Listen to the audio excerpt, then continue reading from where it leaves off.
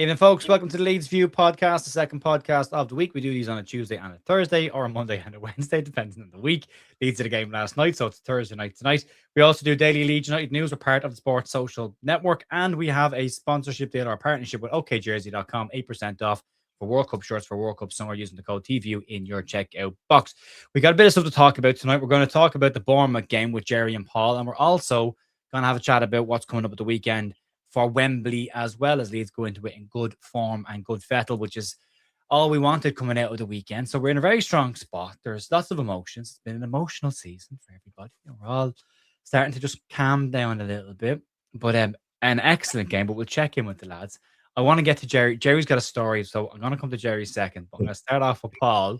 Paul, how are you doing, mate? How was your day and your week, I suppose, and last night? I'm genuinely. This is probably the most tired that I've ever been. I think that the stress of the Premier League has absolutely eaten away at me, and then all of a sudden, in the space of like a couple of weeks, it's just kind of dissipated, and my body's gone, right, I don't know what to do now. I don't know how to feel about this, and it's like I was watching the Square Ball, and watching their review the game and watching them talk. And it was just like, I absolutely empathize with the emotion that you guys are showing. It's just everybody's kind of gone, because it's all of a sudden, it's just gone from being extremely stressful to a little bit stressful. And I've said it umpteen times. I can't be any prouder of what the boys have done post international break, where we're notoriously bad when we come back after an international break. And we've been phenomenally good. We've been who we wouldn't have thought that we would have picked up the 3 points from Manchester, and then we go on to back it up against Wolves. We draw against, and I'm going to say this, an exceptionally good Bournemouth side, and I mean an exceptionally good Bournemouth side. They are excellent side, except for absolutely excellent. Was it a smash and grab? 100%. Do we care? Absolutely not. Not bothered at all. We take that point. We move on. We're getting closer to Ger's prediction of the 7 points that were wanted out of the 3 games after Manchester, which technically it could run into being 10 from 12, which would be absolutely brilliant, which would be phenomenal. At this end of the season, at the business end of the season, we've absolutely turned it on, and it's been brilliant. And you throw into that West Ham, the game against West Ham, and get into Wembley, and just how can you not be enthused, happy? And I didn't watch the game last night. I fessed up to this on my review video. I went to the gym because I needed to release a bit, because I was just feeling a bit stressed and a bit tired. I just needed to get some. You're supposed to be the positive one. You're supposed to be the one that's winning everything. Well, I usually am. Like, genuinely, I usually am. And I'll be honest, I've always thought that we would stay up this season, but I don't know why. I was just stressed last night. So I thought, right, I'm going to go to the gym. I'm going to throw some weights around, sweat a little bit, and try and make myself feel okay. So I did something a little bit different last night when I got back from the game. I thought, well, I can't sit and go, this is what I think of the game, when I've not really watched it. I've watched a bit of the highlights, so that's fine. So I got Grok to do the review for me, and it was quite. I just thought, we'll try this and just see how it goes. And a lot of people in the comments have said Grok was doing really well until it tried to get specific, and then it just kind of went wrong a little bit. But no, it was fine. Look, everything about this club, everything about these players, that never say die attitude, that fight, that consistency, that level that they've been able to go to in terms of going to the well on a regular basis. Ampadu said it right last night as well, that there is an expectation when you wear this shirt, and you have to adhere to that expectation. And it's absolutely right. And you look at Nonto's words after the game as well, and it's like, well, I'm not here to be selfish. I'm here to be part of a team. And it's brilliant. He's 22 years old. He's grown up. 22 years old. And just that. And every time Nonto's come on, he's been a spark. He's been really he's taking his opportunity and doing fantastically well. So, yeah, I'm shattered, because it's like my body just kind of gone and relax. And then at the same time, it's like, we're off to Wembley. This is brilliant. And you just, You know how we mire a little bit in the PTSD of how it all is, and then it's just like there's none of that to kind of go around a little bit. I've been checking bookmarks. I've been feeding out bookmarks consistently to do with Leicester City because just whatever. Busy day yesterday with Leicester City bookmarks. Put it that way. Yeah. It was just unbelievable. I've got some absolute corkers saved for when the season actually finishes as well. So we'll get those out because yes, I am petty, and that's all I have to say about that. That's everything they said about us. You're allowed to be a little bit petty. It's called receipts, so we're allowed to give them. It is, yeah. You know, especially the opposition. I predict Gerry, League One. Yeah. Well, anyway. Talk to us about last night, Gerry, because you were there at the Vitality Community Stadium along with the 15 Bournemouth fans. What was it like? I got in at 3:00 this morning, and I've been up early. So if I nod off halfway through, I'm a bit all over the place today. We drove a lovely drive down, lovely sunny day, not much traffic. I met up with the guys in a place called the Alice Lidl, and apparently it's named after. There was donkeys outside this place. It was up a dirt track. I don't know where they found it. Somehow a Leeds coach found it, and they came. But apparently Alice Lidl was the last woman in Britain to be beheaded. So you'll never sing that, really. But it was really, really nice. Lovely parking and everything. Got to Bournemouth, nice stadium. The Leisure Centre Stadium didn't disappoint. And a lovely little cozy little place, really nice. And they've got fireworks and they've got flags and somebody dressed up as the Pink Panther with a bandana around his head and stuff like that. I had started to watch along last night, and we were just starting to get into it, and I said to everybody, "Oh, hang on, Gerry McNamee's just texted me. It's a picture, and he just says flags and scarves for fuck's sake." on a drum. Yeah, but great setup. As you say, great team, though. Really good team. I was very impressed with them. Yeah, my story last. I mean, when we went 2-1 down, I was disappointed, but I thought. It's not disaster. It's just what we expected probably and probably deserved it. And then they went 3-1 up. I thought, okay, I'll make my way down to the bottom and be ready. Not leaving, just make my way down the bottom and then once the final whistle goes, I'll get away quick. And as I'm walking down, I looked at the scoreboard and I thought, still saying 2-1. I looked at my phone and I thought maybe I'm still saying 2-1. And I said to a guy, I said, did he disallow that goal? He said, yeah. And I thought, so. When the match went close, I thought, why is everybody going mental? It'd only be a consolation goal, 3-2. But it soon dawned on us. And then when we had a great view of Longstaff, and that one into the net was absolutely just brilliant. Because I was still slagging him off for not covering for the second goal. A lot of people were as well. I think that's forgotten about now. And the Leeds fans, they're really into the recruitment, and they were congratulating Tyler Adams on his news as a banker. I didn't even know he worked in that industry, but he was, and I think he had a solicitor with him. I don't know, possibly in the always. He got his comeuppance last night. It was a tough game, attritional. They were passing and everything, and we held our own. Darlow save.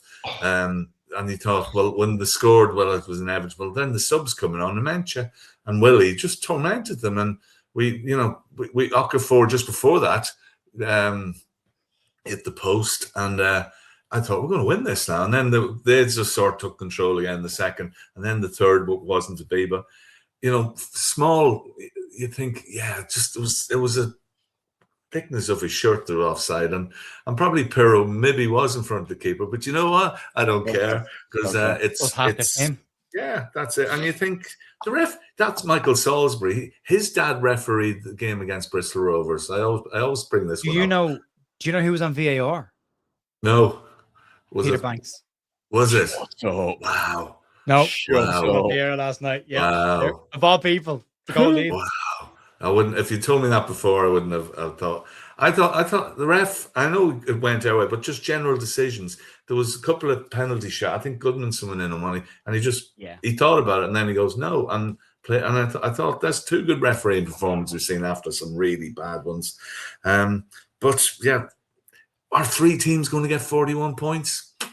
I don't think so. I'm saying I don't think so. I'm nearly calling it, but I feel chilled. I feel relaxed. I'm looking forward to it now. And Alan Clark's a legend. He scored the goal at Wembley. you know what? Brendan Aronson's going to score the cup final winning goal at Wembley, and he'll be a legend after everything. Something like that's going to happen. But anyway, I'm still thinking that woman who had her head cut off, God love her, but she must have done something bad in the restaurant. But anyway, that wasn't yesterday. That was in 1640 or something. Oh, that's okay. It's good to know. That was okay. Yeah, there was no beheadings yesterday. So yeah, all good. Everybody was happy. Just spend 10 minutes in your brain. Just 10 minutes. And on the way home, I did a bad thing. I went in and bought some crisps, a Kit Kat, and some licorice, all sorts. And and bad thing to do, but and I listened to lots of podcasts, and at the radio, I had me Spotify on. I sang my head off on the way home, and that was lovely. Except for the road closure on the M5. It took me up the M5. I don't know why I did that, but yeah, I was okay. But I woke up this morning and I had a couple of naps today. I did, and didn't know where I was. But I think that's an early night tonight. Great Leeds performance. A vital point. Puts the pressure on everybody else. And I think this weekend is going to be significant in lots of ways. Look at that again. We'll have a good look at it tonight. Paul, thanks for sending me the picture. This was Ethan Ampadu locking eyes with Tyler Adams, just to let him know how he felt after the final whistle went. So I know there's a bit of like people like us, doesn't matter, forget about it, whatever, right? But Ethan Ampadu was only briefly at Leeds, crossed over Tyler Adams. They only briefly crossed over. And Graham Smith's tweet last night was fantastic as well, where he said Ethan Ampadu smiled at Tyler Adams as he ran past him to celebrate the goal. It's like he gets it. Like he knows that he knows the feeling. But to the reason for it, just thinking of a tweet that I got today from a Swansea fan. I was like, why is a Swansea fan tweeting me about this moment? And then I realized he's got a USMNT account. So they're going, going back to it. We don't have a problem with American people or American footballers. We have a problem with Tyler Adams because he tried to sue the football club to get him moved. He wasn't getting things the way he wanted it. Spoiled little child that he is. And then he's giving it the big one last night in front of the fans because he got an assist that was deflected. And then he's the one that misses the header on the front post that leads to Leeds United's equaliser. Pretty quiet there afterwards, wasn't he? So, and then having a moan and whinge at the referee after the game. So, we're allowed to celebrate those moments. He deserves it because he's a little shit. And I'm glad he got his comeuppance last night. Couldn't have happened to a nicer person. Had he been on the pitch earlier, I just wanted someone to smash him up a little bit. That's all I wanted from yesterday's game. But that's that bit gone out of the way. We should talk about the football because Gerry, outside of it being a game where we probably didn't deserve anything from, really, they were dominant. They were really, really good. We had 40% possession. The key stat that stuck out to me was Leeds had 80 clearances during that game, 8-0, which I was, that's a lot. Like, so 80 clearances, a very strong defensive performance from Pascal Strout, Yacobiol as well when he was in there. Joe Rodon looked a bit wobbly when he came on, but I think you're coming into a game at that speed and wave after wave and wave after attack. It's understandable you might struggle a little bit to get up to the speed of the game because it was a really quick game. But did enough to get that point and maybe evens itself up now against the Newcastle game where we were so good and didn't deserve to drop any points against Newcastle. And then we were second best here and we picked up a point. But that character and heart that Paul said as well, that has just, this side doesn't stop and doesn't give up at any point. Yeah, we were, we go 1 down and then 2-1, you think game over, and we'd capitulate. We nearly did the 3-1, but just kept going until that last minute. And, Longstaff was there, a player who's not been in the team much, and, he's probably struggling with the pace of the game and just buried it. It was a thing of beauty. Yeah, I thought Pascal last night, for me, he's the most consistent player. We were saying just before, early season, maybe a couple of times, but he doesn't seem to be in that position now where he gets turned. He's in the position to clear. Him and Beal, everything that came across, it was them on the end of it. There's a couple of times, Bournemouth always have that little pass, Alex Scott or whatever, that little pass in between the defenders, and they were there. And if they didn't get it, Darlow got it. And Darlow, aside the brilliant save, he does the normal things well. There's a lot of balls come into him last night, bouncing, awkward, low, at pace, players around him, and he dealt with it with confidence. And there's there's a decision to make with goalkeepers in the summer, I think, who gets contracts, who stays, and on that performance, he's up there, one of our best, most consistent players since Christmas, easily. And the whole team, Tanaka, that last ditch tackle as well, Tanaka. You know, that's stuff like that. You know, throwing themselves on the line when there's a lot of knocks. They're not all fully fit, I suppose, at this stage of the season. Nobody will be, but they were when kept going, and they got their reward, and we deserved that, and we owed Bournemouth that for the goal that they scored at Ellen Road. But I'm just hoping someone will come in and nick a lot of their players this year, because can't have good teams like that above us. We need teams to be weaker. But their manager and everything, I think we said off air as well, it's got Bielsa's stamp on it, hasn't it? You can see it. And their fullback Jimenez, he got a bit of stick. He was looking at the Leeds fans calling him and calling him a cheat and everything. And you could see he was thinking, what the hell? Where did these come from? Yeah, I'm not used to this away support. An atmosphere. He was sort of laughing and looking at the other players, going, "This is for me." Yeah, him and the other fullback as well. These players that plucked out, they lost the defense, and the Semenyo, you wouldn't even know he wasn't there. They're a good team, and we got a point, and we're on 40 points, 4 games to go. Jeez, surely that we're nearly there. Surely. Again, Mick McCarthy hovering over my shoulder going, well, I know, he's in your bedroom still, isn't he? He's in your bedroom still. He never leaves. Paul made the point there from being a very good side. And yeah, Bielsa's fingerprints are all over that kind of performance. When you look at it, he is one of Bielsa's disciples, as they call them, and played for him. That press that they do is so fast, so connected, so joined up. The swarming around Leeds United players when they did try and get out, all of a sudden they think they've got a half a yard. Boom, there's 3 players around them. We've seen it. We've seen that before. And it was slightly more defensively organised than Marcelo likes to set his teams up. But they've got some talented players. I mean, Senetsi in the defence, apparently from Tottenham, mate, Brian could be on his way to Manchester City during the summer. Like, how many more defenders do they need? Yeah. But they did lose their entire backline and goalkeeper in the summer, and have rebuilt to a point where, of the games I've seen Leeds play this year, I think they're possibly one of the best teams that Leeds have played this year and caused Leeds the most amount of trouble. Yeah. But if you look at this, and I wanted to bring this up because there has been that significant change in Leeds. I was going through this morning. LUFC data had this out. It's really, really good stuff to have. But in Leeds' opening 12 games, we picked up just 11 points. And we were conceding on average 1.83 goals per game. And that's when Leeds were going 4-2-3-1 or 4-3-3 and playing out from the back. When Farkas shifted the system to what we're used to seeing now, Leeds have registered 29 points in 22 games and are only conceding 1.32 goals per game on average. There's been a massive shift since that decision was made that this isn't working. We have to do something differently. Now, again, some people have said it's been forced upon him. Whether it was forced on him or whether it wasn't forced on him, he made the decision to make that change. And when you come up against a side that play the way that Bournemouth play, and with that really aggressive press that at the start of the season, they'd have ripped us apart. See the growth in the team in that length of time has been fantastic. See, and even though it was edgy at times last night, I thought they defended incredibly well.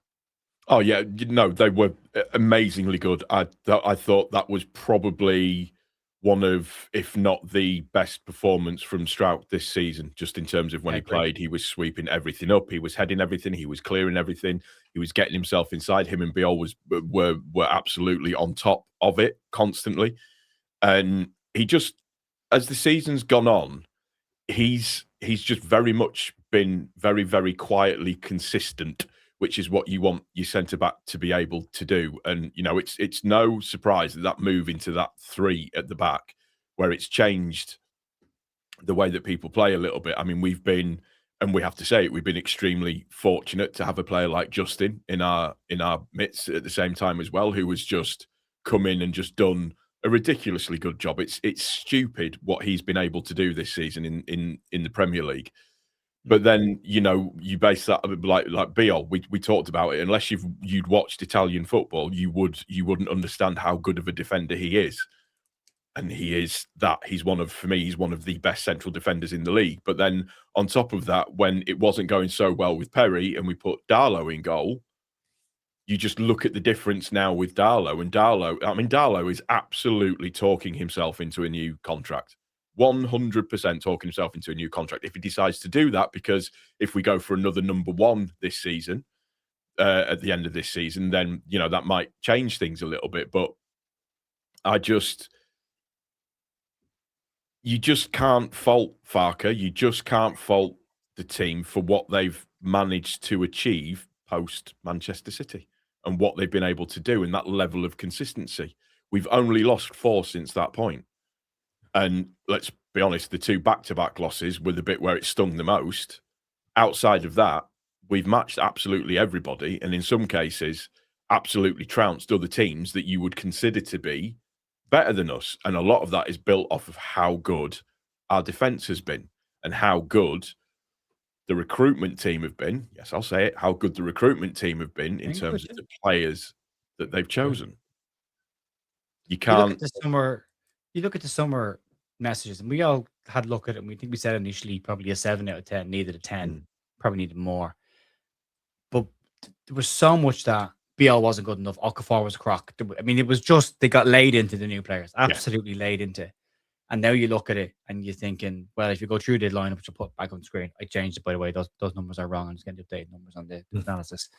But when you look at it, they're nearly all ever presence, bar maybe one player in that side, which tells you the recruitment team have got a lot right this last summer. And you can only really judge at the end of the season. You've got to give them time. But maybe we need to stop judging the signings that come into Leeds so quickly and give them a bit of time to settle in and then see what they're actually capable of.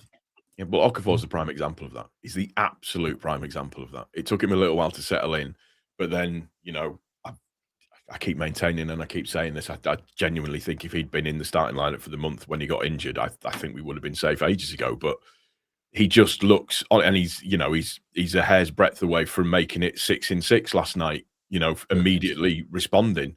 And that was down to him pressing. That was down to him forcing an error out of the defender and then being able to run onto it. Just everybody is playing their part at the moment. Sean Longstaff not getting a lot of game time, but comes on and he's there waiting to put the ball in the back of the net in the 97th minute. Like I've said it, Nonto coming on and doing really, really well. And just everybody, I feel like they're all fighting towards a common goal, which is really, really pleasing to see. But from a defensive point of view, we are just very, very good. One of the things is that we are very, very hard to break down. We're very, very hard to score against. And I know we conceded one late last night and everything and stuff like that, but the guys still don't give up. They still keep going. There's still an opportunity there. There's 30 seconds left. We could score in 30 seconds. That's the kind of mentality that all of these guys have. Tanaka, we not been able to get very many games, but look at how good he's been. Goodmanson has just been uber consistent. Just ridiculous. Absolutely ridiculous. And say that as well with what we would probably all consider to be one of our best players not in the squad. Yeah. Stack's not in the squad, but we're still getting results. Yeah, we now know that Ilya Groove will be out for the rest of the season with a meniscus injury, so that's him written off, unfortunately. Gerry, when you go through the actual fan numbers, and these ratings on screen are from Finalysis, they're all input by Leeds United only fans. Yeah. Leeds United fans, not Leeds United only fans. That's a different thing. That's a different website. You can do that in your own time. But if you go through, Carl Darlow giving man the match an 83, Pascal Strauch 81, BL 78, Justin 77, Jayden Bogle with a 65. But we now know that Jayden Bogle's performance was down to the fact that he had a foot injury, got stood on twice early in the first half, which seemed to affect him. Ethan Ampadu was 78, Tanaka 76, Goodmunson 72, Okafor 74, Aronson 75, Calvert-Lewin 74, and the substitutes the best was Sean Longstaff with an 83. There's an emotional voting if ever there was emotional voting. Yep. Sean Longstaff on an 83. But yeah, Carl Darlow man the match by the Leeds fans. Anything stand out to you there that you'd say is unfair or about right? Yeah, I suppose. Yeah, when the goal scorer usually gets boosted. I think Lemaitre and Willie were, they turned the game in a way when they came on. And it's interesting when we talk about changing to 3 at the back. But last night we went 4. We changed and went 4 at the back, and it still worked. So it shows they can still change it and wide. So there was, and every one of these players that comes in, if we had to sell them tomorrow, their price or transfer value's gone up. And we talked about the recruitment, and at the time we worried, and probably they got lucky in January, and that could have gone the wrong way. But overall, we bought 100 million on those players. And if you see some of the players, all the clubs seem to have 60 million pound players that I've never heard of, who are not really doing, or you think, I don't even know who he was when he left. And we know the teams we're talking about. It just shows the numbers that it's consistency right through. There's nobody you can jump on saying they shouldn't be in the team. Everyone, and including the subs as well. Maybe Joe Perrell. He made a jump for a ball last night to get off the ground. But I'm sorry, Joe. Oh, shout out last night. Yeah. But he covered the goalkeeper, so we'll give him that. It's right. We've got a strong bench. All these players coming on make a difference. They're not just young lads getting a run or just covering positions. And we've got Stack to come back. And Tanaka and Okafor have come in at a time where we're struggling with a couple of injuries, and they've stepped up, where they've not been in the team all season. And that makes such a difference. And our record, if you look at our record against the top half of the table, take out Arsenal, obviously. Man City were lucky not to get a draw. We've drawn at Liverpool, Chelsea, beaten Man United, drawn at Brentford, drawn at Bournemouth, top teams. Should have got something at Newcastle. Drew at Everton, we should have won. And I know we're not winning many games, but the consistency, and you think we've not been beaten, our longest unbeaten run away from home since 1979, which I find incredible considering some of the successes we've had in between then and now. And, it's consistency and team. You can see that that's a team that's together. And you look at our opponents on Sunday, and you see what they were against Brighton the other night, and you can see how it goes the other way with managers and players and not the right mix and messing it about. And you only have to give it all credit. And we know that things can change at football clubs, and we could be next October in the bottom three. It's all changed, and we're calling out players and what the manager. That's then, but that's football. But as it stands now, we're the sanest club in that division. Everything is just on a balance, and everybody's pulling the same way. The fans, the players, the management, the board, and we're getting our rewards for it. And we go again. This squad doesn't need. We need more players. You always need players coming in, 3 or 4 or 5, but not too much, because we've got a good core here, and there's not much major rebuilding to be done. We just got to add quality to just keep it going. And the turnover, and maybe a few will leave, but when you're waking up, it's a nice warm feeling when you think of Leeds at the moment. You want to look at social media. You want to sing "I Predict a Riot" and everything else, and all those teams that spend their time thinking about us and everything else, whereas we just go about our business and think about ourselves. And I think at the moment we are thinking about ourselves, and we're so happy. It's lovely, and I feel nice, warm, and cuddly about Leeds. Yeah, something bad happened. I want to slag somebody off. There's no energy. I was just going to say, I still have that unease about myself, kind of going. It's all very calm. When's the explosion? Yeah. It's all. Yeah. When's the news going to come out that Leeds have been fiddling the books, or that something there's a scandal in the club? You're always waiting, and maybe look, really not maturing. Maybe Leeds is maturing as well. After decades of crazy ownerships. So maybe we're starting to get to a point where it's a bit more calm. But as you say, Gerry, I don't think there's major work needed to this squad in the summer. I think Daniel Farke needs to spend his money on his difference makers that he wanted last year, and go and add a couple of them to it this year. And I think all of a sudden this squad moves up a level again. Yeah, and people want to come to us as well. Even the pies in the Bremner suite are better. They've improved. They are good. Really good. The last one was really good. There was actual meat in it, which is always a bonus. I've been there. I've had 2 people there, and they're both very nice. So your new corporate digs are going up nicely at the back of the car. Yeah, it's not a tent; it's a building. It's a building. Yeah. It's a modular. In the fancy word, isn't that modular structure? It's a modular building. Yeah. Well, I think I've paid for most of it because I renewed my season ticket this week, and not cheap for the brand. It's not 1,900; it's 1,898 pounds. So it's 18 now. I worked in retail for a long time, and that's prime retail psychology in there. Just knock 2 cents off and put that 8 instead of a 9. This feels a lot cheaper. It's only about 2 cents cheaper. Where am I going to go? Am I going to go and watch Wrexham up the road or Crewe? Not. No, I'm not going anywhere. That's it. They've got us. Yeah, you've got us. Could be in the 10th anyway. Paul, 2 are gone. Wolves and Burnley now, both of them are gone. It's mad to think that Burnley are 20 points behind us after being neck and neck with us last year. Now, I know they lost players and they lost some important players, but we are almost there. We are now 4 points ahead of Nottingham Forest, sorry.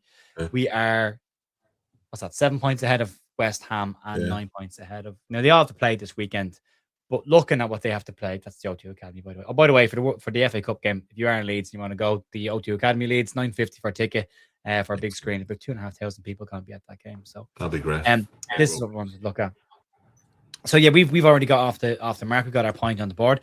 West Ham will be at home to Everton. Sunderland are at home to Nottingham Forest, and Tottenham Hotspur are away to Wolves. So we're all assuming Spurs win.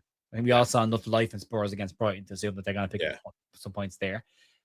But Forest away at Sunderland and West Ham and Everton, Moyes coming back to his old club as well. Yeah. They're not easy games for either of those two.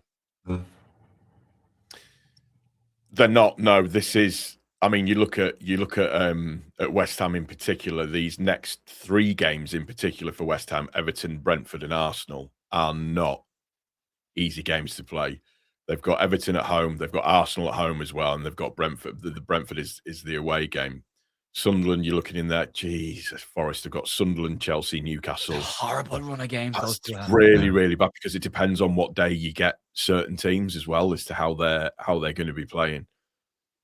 That Spurs one, I mean, they could win against Wolves, but that could potentially be a false dawn for them because they're going to have Aston Villa away at Villa Park, aren't they? Which, and Villa are doing that thing that we've talked about that Villa always do, which is they find a little bit of form. It's going to be interesting for I think the easiest fixture clearly out of all of those is Wolves. Everton at home for West Ham. It just depends on whether or not they've finally gone, God, this is really bad now, because no matter what we do, we can't really, really make any headway by making some headway on Spurs. Yeah. Forest, they're matching us for results at the moment. So I would probably say that Forest might go away to Sunderland and get a draw there. Out of that, I can see them getting a draw. So I would go Spurs win, Forest draw. I'm going to go West Ham loss. What do you think, Gerry, looking at those? I'm scared again. Wish you hadn't showed me that. No, you just think, you look at ours, and we just need 3 points, whereas these other teams have to win every game. Well, every game's pressure. I have a feeling Wolves, this is so pressured for Spurs. Everybody's saying, yeah, you'll win that, but it's away, and Wolves' pressure's off now, and they'll want to, especially they'll want to put in a performance. We didn't see much evidence of that in the games against us and West Ham for Wolves, but I think as long as, and they probably will, as long as all 3 teams don't win, if 2 of them draw and 1 win, as long as somebody's not making headway, I think that's fine. I think probably I wouldn't be surprised Everton, Sunderland games draws. Spurs, I've just got a feeling that they won't win it, but maybe that's wishful thinking. But I think definitely Everton, Sunderland draws, probably Wolves. Yeah, they'll probably beat Wolves, but the pressure is on them. And if they don't, then I think it's curtains. And the run they have after that, Arsenal desperate to score goals. It's goal difference. Newcastle are on a downer. Spurs have got us as well, who we'll be hopefully smoking a cigar by then and just wanting to mess it up for everybody. There's a lot of tough teams, and Chelsea new manager bounce. You don't know what this guy will be like. Will he turn them around? They can't be any worse. They have to start winning sometime, which is unfortunate for us. But I don't. You look at those teams, and they're not going to win every game. All the 3 of them. They'll be lucky if they win a couple of games each out of that lot, and maybe a couple of draws. And at this stage, that won't be in. It'll be enough to keep 1 and 2 of them up, but it'll not be our concern, I think, because we just do the business against Burnley, and we don't care. Yeah, we really don't care, and we can enjoy the rest of the season. And maybe West Ham. It's sitting up for West Ham last game of the season, needing to beat us or something, and we just won't care. We just I think they won't Leeds to lose, but Yeah. Yeah, I think they could be gone by then because I'm looking at, well, they've got more home games. They've got 3 home games. Forest have got 3 away games in the Terrible last at 5. home, And though, aren't Spurs are away Yeah. 3 times as well. But Yeah. if I was West Ham looking at Everton, Brentford, Arsenal, Newcastle, I'd be worried if I was them. Now, Forest isn't any easier. Chelsea could be a different animal. They're a different manager, but away to Sunderland, away to Chelsea, 2 away games on the bounce. And then we've got away to That could be- Manchester as well. They which don't is pick up a point, terrible. and they've got the semi-final of the Conference League or the Europa League, whichever one they're in. They've got that semi-final against Villa as well, so they've got another game stuck in there as well. So And Bournemouth Yeah. last game of the season as well. Don't count Bournemouth out because well, Bournemouth. exactly, yeah, because they're going for Europe as well. Yeah, so, I mean, it's I'd And- be nervous. And Forest bogey team. That's Bournemouth, and Mhm. they've come back twice, I think, from 2-0 down.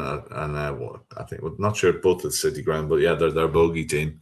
So they'll have that in their minds. But yeah, we know what we got to do. We got to beat Burnley, and hopefully that'll be enough. And then just sit back and watch. I'll be interested to look at our predictions at the end of the season. How close I'm same. not looking at them since we did them. I've Same. left them alone since we did them. I'm going to come back to them. Yeah, and I thought I was being a bit mad saying we get 45 points, but hey, You might be right.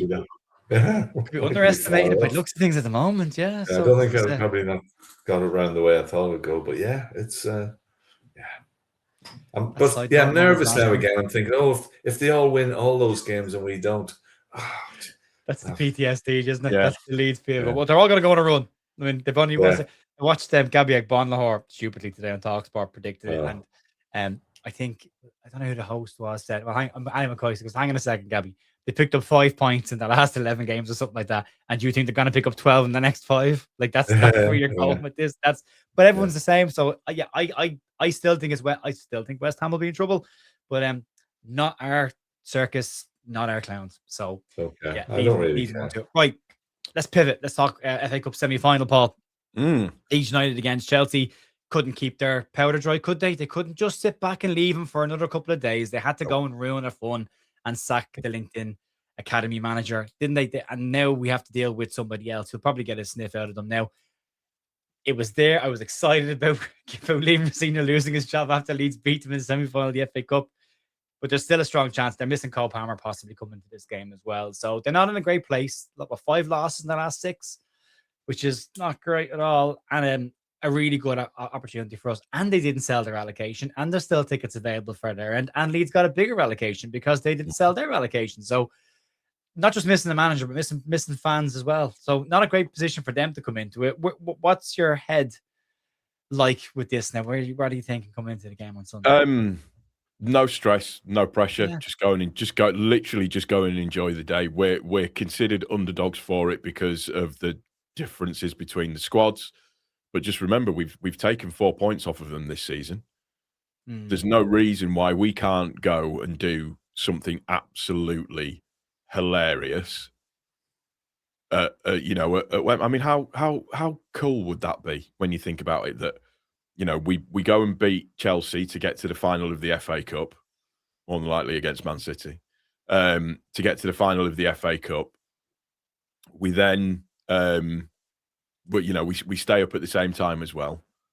So what a season that is! What a season that is when you think about it. And like I said, they've got to. I think one of the things that I feel confident in saying is that I think we've played within ourselves the last 2 games a little bit, and I think that will come out a bit more. I think it's on their minds because people were saying last night. Yeah, I think it has been. I think it definitely was after we went 2-0 up against Wolves. I think that very much went right. Okay, Wolves are going to do absolutely nothing here. We can just relax. We can just chill out. And I think up until the substitutions were made last night, the guys pretty much went, yeah, we're good. We can. It's done. It's fine. It's done. Like this. So, which I can't blame them because in terms of the magnitude of the situation for them as personal professional players, but also as well as for the club at the same time as well. So there's going to be a little bit of, and we're human beings. I don't want to get myself injured just in case something happens. Yeah. I tell you what, Okafor has got some serious swagger about him at the moment, and the stage is absolutely set for him on Sunday. I'm confident, actually. I am genuinely confident. I know that they've brought in a new manager, caretaker, whatever you want to call him, the PE teacher from round the back, God knows. But just brought in somebody that is going to, what's he going to be able to do in 3 or 4 days' time? What's he going to be able to change that significantly to make a difference?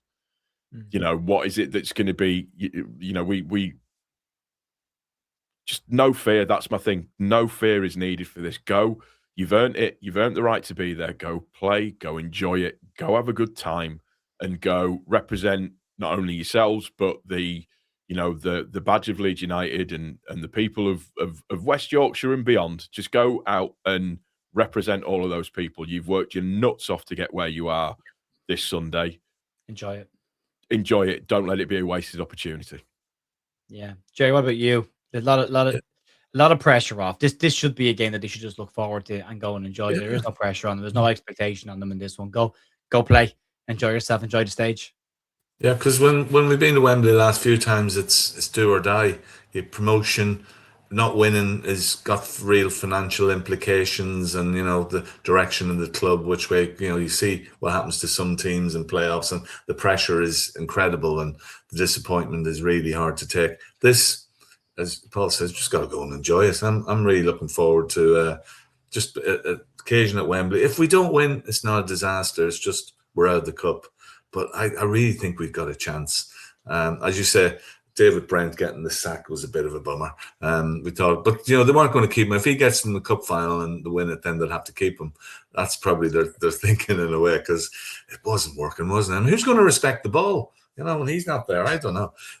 Laugh and stock. He made a laugh. I enjoyed it. I did enjoy it. McFarlane, when he came in last time, he took him to Man City and got a draw, so he's no mug, and the players seem to respect him. What can they turn around? I don't know. Chelsea is a basket case. I was listening to the Rest is Football today, and they were talking about the debt and the loans that's out there and the hidden cost. It's 800 million loan out there and other loans, and they've no bits to sell off now, and this could be incredible. And you couldn't wish it on a better team the way they got the money, but that's not our problem. That's for another day. But a lot of these things coming home to roost. But they've got talented players, no doubt about it, and can turn it on. But individuals, and you got a team, the Gus, and the determination there, and the pressure is a bit off in the league. They know they can go for this, and why not just get to a cup final? I said I want to be there singing "Abide with Me." And taking it all in, and having me Norman's Bite Your Legs banner, which made its debut at the cup final one year. I want all that. I want to be walking down Wembley. I want to, just us to be in the centre of attention in the media, and it's going to be a great day. I'm really looking forward to it. And we can win this. There's no doubt about it. We can win this. Every top team we've played this year, we've given them a game, maybe except Arsenal, but every top team, and we're due Wembley. Just get a goal for a start. That's one thing to do. And we took the pressure off Brian Flynn. And Jermaine Beckford scoring winning goals at Old Trafford. Let's take the heat off Alan Clark and Mick Jones now. Let's get Brendan Aronson cross for a DCL header, or just, as we said to you, somebody we least expect to be the hero, and that's what I want to see. There's a moment from this season, and there is Joe Rodon. He can't play on Sunday. At the back post. That's what I want to see. He can't. I don't think he can play on Sunday, can he? Chelsea are his parent club. I think he can. Yeah, because the rule changed. Yeah, I think that'd be funny. That'd be hilarious. But no, he's got a goal in him somewhere this season. I know he has. Yeah, you can't have nice hair like that and not have something to contribute to this season. Yeah. Imagine in years to come, we'll be talking about Buonanotte and his Wembley winning goal. Embrace the Ben Watson Wigan moment. That's what we're looking for. I would love it if it was Joe Rodon and Aretha Ampadu that were the ones. And the thing is, we're going with hope and joy, and that's it. And I've got my parking sword at the Methodist Church. I hope they don't check me credentials. I might turn into dust. Can't let Catholics in here. But burn on the back of the neck as you're walking past. I know. Yeah. No, we're all parked up and ready to roll. And I'm going to get down there dead early take it all in. I want to be there early, and we've got I'm meeting my son down there, and we're going to have a good day. My other son is, as you know, is an actor, and he's on stage for both the semi-final and the final. He's actually performing in the matinees, and this happens to him every time. But he'll probably have a radio in the bar or the TV in the back. I'm sure there's lots of people all over the world. I saw on LinkedIn, there was a collage of bars in America. There must have been 20 all over America, all Leeds. And I think that's mad. That is a bit mad, isn't it? All odd places in America and all over the world. There'll be Ireland, Europe, everywhere, Australia. There is somebody who watches this channel, Gerry, who lives in the Reunion Islands. Yeah. Which is every single month is one view, Reunion Islands. So Leeds are everywhere. Leeds are absolutely everywhere. Jay, give me a score prediction. Head and heart. Next time, 2-1. Yeah, 2-1. 2-1 Leeds. Paul, what about you? Same, 2-1. 2-1. After that, 2-1. We'll all go in for it. And if we lose, we lose. So what? We move on. No big deal. Anyway, right then, folks. Listen, that'll be it for us tonight. Back in the morning for the Leeds news. There's some news there today. Fallout from last night. Some details on that Krejci signing as well. That team talks into. Get some sleep. We'll have to wait and see. Get a nap in as well. Yeah, I'm tired. I'm so tired after last night. And if you are not following us on Finalysis and you want to get involved in the player ratings, you can check that out. It's completely free. Get involved if you want to. And if you don't want to, that's okay as well. You don't have to. No one's gonna make you. That's absolutely okay. And we'll talk to you on the next one. Have a great evening. Talk to you later. See you. Bye.